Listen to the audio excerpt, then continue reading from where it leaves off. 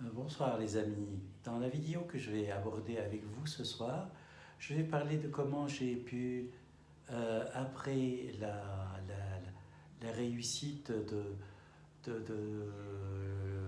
la business unit de préparation de sites informatiques que j'avais commencé au Liban, je vous ai raconté comment j'ai pu finalement au bout de 18 mois vendre une quarantaine de grandes installations d'onduleurs, comment je me suis porté après à l'international. Donc j'ai commencé par regarder des opportunités sans ouvrir des antennes, de pouvoir signer un gros contrat à l'international. Et l'astuce que je partage avec vous aujourd'hui, c'est de regarder quelle fourniture, dans quel cadre de contrat qui a lieu, de gros contrats qui a lieu sur le pays où vous opérez, avec une société multinationale qui a pris un contrat sur le pays. Donc dans mon cas, ça a été, j'ai repéré que dans mon activité de conditionneur d'air de précision, donc vous savez que vous placez le contexte du produit, dans les salles informatiques, il faut non seulement refroidir la salle informatique, mais il faut également un degré d'humidité, une certaine précision. Et cette même précision, j'en ai déduit qu'elle était demandée dans les salles de télécommunication. Et donc j'ai regardé quels étaient les gros contrats, et je vous recommanderais de faire la même chose, que je pourrais d'ailleurs faire avec vous, qui ont des centraux de télécommunication. Donc les fournitures étaient par un contrat que les PTT libanaises avaient signé avec le groupe français, et donc avec CIT Alcatel et avec Thomson. Et donc, autre façon de faire que j'ai fait par la suite en Arabie Saoudite a été de scanner au niveau des différents sites, d'aller site après site et de voir le nom de l'entrepreneur pour pouvoir le faire. Mais restons sur CIT Alcatel. Et donc là, il faut trouver les arguments et l'approche pour convaincre un groupe français, mais dans votre cas, ça peut être, vous êtes en France et c'est un groupe anglo-saxon, de travailler avec vous. Pourquoi j'ai choisi justement ces contrats-là? C'est pour avoir l'avantage du support local. Et donc, l'installation ayant lieu en France, ayant lieu au Liban, le contrat, il peut être très intéressant, et j'ai cet atout à mettre en avant. Et c'est comme ça que j'ai pu démarrer les contacts. CIT Alcatel n'était pas présent au Liban, donc je les ai appelés, j'ai pris rendez-vous, je suis passé les voir donc en France. Ils avaient bien sûr consulté d'autres fournisseurs en France, et j'ai fait jouer les atouts du support local, plus d'autres arguments que j'ai développés. Et si ça vous intéresse, vous mettez dites-moi si vous trouvez que ce sujet peut être intéressant pour vous, et quelles sont vos questions à ce sujet-là. Et ça a été un des plus gros contrats qui nous a permis de partir à l'international, vu que CIT Alcatel avait 70 centres sur tout le Liban, donc des centraux de télécommunication. Et bien sûr, donc j'ai équipé toutes les salles, et donc c'était un contrat qui était à peu près à 70 fois le montant des contrats que j'avais signés au préalable au Liban. Également, j'ai fait d'autres croissances à l'international en ouvrant des antennes. Et dans ce choix d'antennes, alors j'ai regardé après une étude rapide de marché, quelles sont les opportunités qui pouvaient être prises. Donc, première priorité, c'est de voir quel est le scénario qui marche. Donc, je vous ai dit comment, au bout de 6 mois, je finis par trouver le bon scénario pour vendre des onduleurs et convaincre les banques d'avoir leur protection de leurs données plutôt que de leur matériel, eh bien j'ai pris ce même sujet et je l'ai développé donc en Jordanie, en Irak, aux Émirats et en Arabie Saoudite. Et donc, pareil, au niveau des Émirats, donc dès qu'il s'agit des pays du Golfe, donc le coût de lancement d'une opération est de 30 fois le coût d'un lancement d'une opération localement. Donc, ça a été également un autre contrat que le groupe a signé avec Matra pour équiper pour du facilities management au niveau de la télémétrie, qui nous a permis donc d'aller voir Data General, qui est le constructeur de mini-ordinateurs. Et donc pour situer le contexte, nous avons de la télémétrie, on appellerait ça du IoT aujourd'hui. Et donc tout ceci est basé sur des microprocesseurs, et dans le temps c'était des mini-ordinateurs qui étaient les équipements de Data General. Et ceci était sur toutes les plateformes pétrolières, donc l'installation était offshore, et donc il y avait toute la prestation d'installer le matériel, d'installer les logiciels et de maintenir ce type de logiciel-là. Et donc c'est là où également ce qui pouvait être un point qu'on peut considérer un point de faiblesse est devenu une opportunité. Le point de faiblesse étant que je n'étais pas en France à ce moment-là, donc pour signer avec Data General. Et le point fort, c'est que donc, venant du Liban, les charges ne sont pas les mêmes. Et de toute façon, on est sur des plateformes offshore. Donc il y avait tous les avantages, et ça a été un des débuts de très gros contrats. Et pareil, là, on avait à peu près 140 sites différents.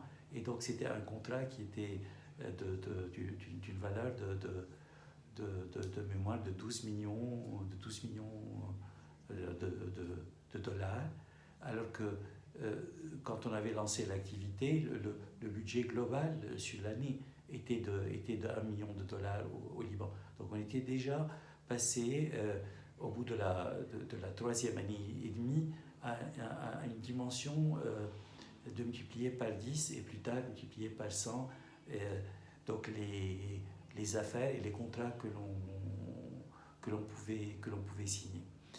Et donc une fois que j'ai signé ces gros contrats, ça m'a permis au niveau de la compte que j'ai reçue de pouvoir lancer les recrutements. Et donc là, je suis parti pour la continuité commerciale à prendre des ingénieurs donc de l'université de l'EUI et de l'USJ, de les former comme je l'avais fait moi-même sur le terrain, et donc de refaire, en les accompagnant, une formation sur le terrain. La meilleure formation, c'est de leur montrer de A à Z comment je prends contact pour prendre le rendez-vous, comment je fais la visite sur le site, quels sont les arguments, donc point par point des difficultés, et comment je lève ces difficultés-là. Et à chaque fois en voiture, on discutait, puis de retour de cette visite-là, sur ce qu'ils ont pensé, quels sont les points, qu'est-ce qu'ils ont retenu, quels sont sur une étude de cas. Et surtout, le but était qu'ils s'approprient le même processus que je me propose donc de partager avec vous dans les vidéos, où j'ai mis 42 astuces et plusieurs masterclass qui vont vous permettre à votre tour, comme les centaines d'ingénieurs que j'ai recrutés par la suite pour les différentes opérations, ont pu le faire. Donc, rien ne nous disposait au départ de cette réussite-là, mis à part donc une persévérance, une foi en soi, et en anglais on dirait le never give up. Donc c'est à chaque fois ne pas se dire que c'était impossible, mais que c'était difficile, voire même très difficile, et de diviser les difficultés point par point. Donc ce que vous avez vu dans d'autres vidéos, et sinon je vous encourage vivement à vous abonner et à aller voir, qui est l'un des fondamentaux donc, de cette réussite-là. Donc il y a 7 fondamentaux, 8 si on ajoute le start-up. Donc tout ça c'est du vécu. Ce n'est pas une... L'avantage justement de ce qu'on est en train de voir, c'est que ce n'est pas une transmission seulement d'un savoir-faire, c'est une formulation d'un savoir-faire et d'un savoir partagé qui a été fait au moment où j'ai lancé toutes les opérations à l'international. Et donc le recrutement des ingénieurs, moi je les mettais à plusieurs plutôt que... Donc ça c'est la façon différente que j'avais de faire par rapport à d'autres. Je ne recevais pas les candidats un par un. Je les prenais par groupe de 20, on se mettait dans une salle et il y avait une super ambiance de simulation où je jouais le client et je faisais sortir des difficultés et eux devaient me convaincre justement après avoir été briefés pendant 2 heures sur les fondamentaux et ce que j'ai partagé avec vous dans les vidéos. Donc on reprend un même circuit qui a donné du résultat. Et le but était toujours donc cette notion d'équipe gagnante, de croire, et c'est souvent le mot qui m'a été dit, Antoine, vous croyez en nous plus que nous, on croit en nous-mêmes. Et c'était d'inspirer cette confiance en soi pour chacun, de constater que progressivement, ils allaient pouvoir être complètement autonomes et le faire. Et ça, j'étais peut-être, de par cette approche-là, vu que cette expérience, je l'ai commencée il y a 25 ans, un des premiers à adopter, sans le savoir, ce qu'aujourd'hui on appelle la méthode agile, vu que j'ai raisonné par des groupes de petites sociétés pour chacun des pays, et l'ingénieur commercial, une fois qu'il avait pris ses responsabilités de patron de business unit, devenait le directeur général, et c'est lui qui prenait les décisions en reportant au niveau de la holding. Il était également associé à ces opérations-là, donc il contractait un prêt pour même être actionnaire, et c'est comme ça qu'ils ont vu que grâce à leur énergie et grâce à ce process de participation, eh bien, ils ont multiplié par 100 leur investissement au moment où ils ont, d'un commun accord, décidé de prendre d'autres projets et ils ne faisaient plus partie du groupe. Et ça, c'est quelque chose que j'ai également moi-même appris du chairman du groupe où j'ai appartenu, c'est qu'il arrivait à trouver des formules d'associer au niveau de la société des investisseurs, et de l'autre côté, il poussait les ingénieurs que je formais à prendre des participations et à devenir les futurs patrons de ces sociétés-là. Donc, et cette agilité, elle était parce que ces entités étant petites, mis à part l'Arabie où j'ai dû, parce qu'on était sur 5 opérations, à Riyad, à Jeddah, à Kobar, à Kamis et à Tabouk, donc plusieurs villes, vu que là-bas j'ai signé un très grand contrat d'entretien de tout l'équipement informatique. Et donc, le point également qu'il faut regarder, c'est où est-ce qu'il y a également des opportunités qui se présentent. Moi, au niveau des business units, je regardais également avec notre autre division, qui était la division des mini-ordinateurs, où leurs fournisseurs étaient présents et où il y avait des ouvertures à le faire. Et c'est grâce justement au fait que j'ai démarré en premier mon activité, ça a encouragé également le Data General et d'autres fournisseurs à dire, eh bien maintenant que vous êtes présent là-bas, bien, vous avez fait très bien au Liban, pourquoi ne pas prendre la représentativité sur ces différents pays. Et également, ce que j'ai fait, j'ai regardé avec avec mon actionnaire, avec les financeurs, ou est-ce qu'ils avaient eux-mêmes d'autres sociétés. Le groupe était connu comme le groupe Olivetti et donc était présent aux Émirats sur une activité complètement différente avec les posting machines.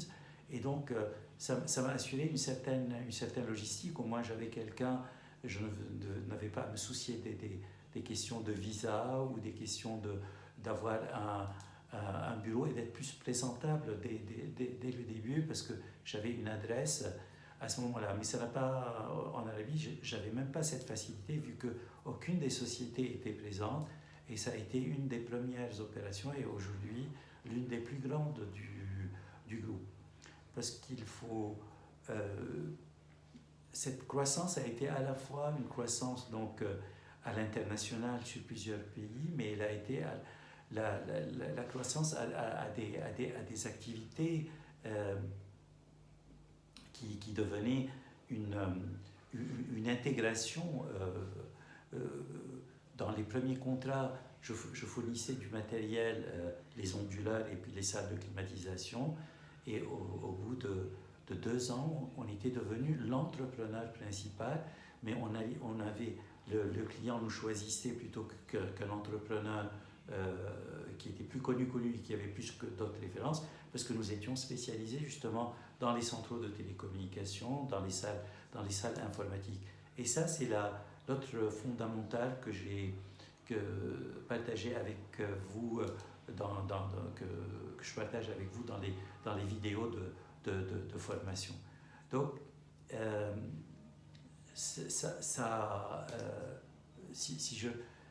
pour moi, en tout cas, ça a transformé ma carrière. Ça m'a permis, c'est ce qui m'a permis cette réussite-là.